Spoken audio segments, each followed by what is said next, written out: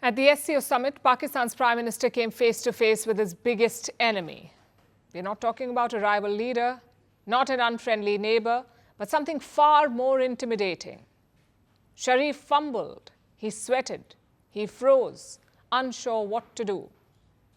Shehbaz Sharif's greatest adversary was not across the table, it was sitting right in front of him.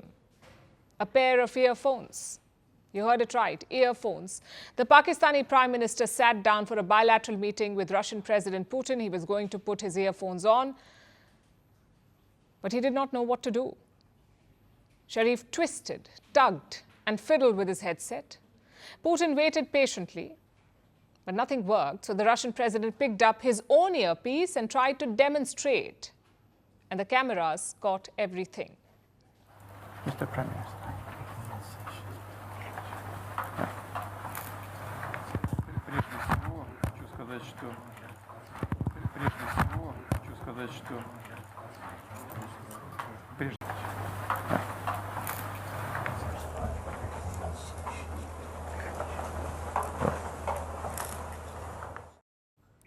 Usually an exchange like this would be okay. You see, technology can sometimes get to the best of us, Prime Minister or not. But here's the catch. This was not Sharif's first time. Back in 2022, at a summit in Uzbekistan, Sharif suffered the exact same fate. His headset kept slipping. And even then, it was a meeting with Putin.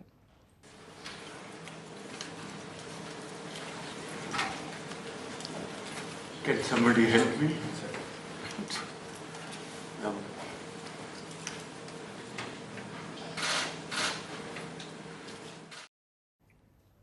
Clearly, the lesson never stuck. World leaders spend years preparing for policy debates. Sharif should have spent a few hours practicing with headphones. But once he had them on, Sharif launched into damage control. He praised Putin as a quote-unquote dynamic leader. He insisted that Pakistan respected Russia's ties with India. He called them perfectly fine. No one asked for his opinion, by the way. But he went on and on about it. Your Excellency, I'd like to also thank you for supporting Pakistan and trying to have a balancing act, I think, in the region.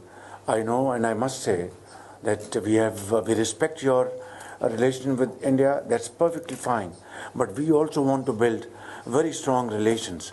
And these relations will be supplementary and complementary for the good and for the progress and prosperity of the region. Of course, it ended with a request, Pakistan wanting better ties with Moscow. Putin responded on expected lines. He mentioned Pakistan as a traditional partner in Asia, but also mentioned the recent dip in trade. We managed to achieve a certain progress, but due to objective circumstances, our trade decreased by very small amount, but nevertheless, it is a good signal for US to work harder to analyze what happened and to make necessary changes. So the Pakistan Prime Minister was fumbling abroad. And back in his country, his ministers made sure that there was no lack of gaffes on the home turf. And leading the effort was this man, Pakistan's Defence Minister Khawaja Asif. They're currently facing one of the worst floods in Pakistan's history. Nearly 2.5 million people are affected. 845 people have been killed. Thousands are displaced and injured. More than 1,000 villages are underwater. There is more rain coming and relief operations have been hit. But Khawaja Asif has a genius suggestion. He has urged the people of Pakistan to not view the floodwaters as a curse. Instead, he called them a blessing. His revolutionary plan? Store the water in tubs, buckets and containers at home. That's right, 700,000 people are displaced. Families are scrambling to find higher ground, yet this is the government's advice to them. Why not turn your living room into a reservoir? It would be funny if it weren't so tragic.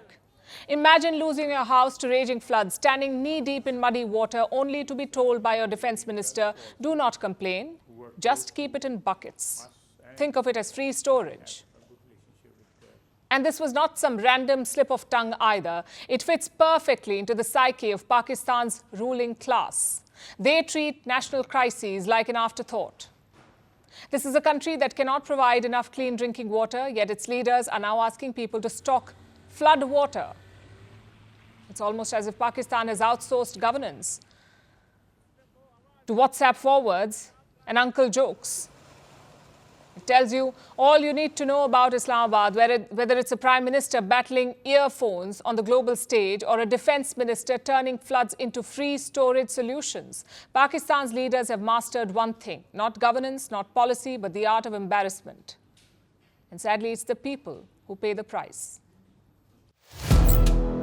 Firstpost now available in 9 languages on YouTube. English, Stands at $36 trillion. French, Le FMI, comme German, Geschäftsführenden Direktor, Hindi, $30 trillion ka karj mo.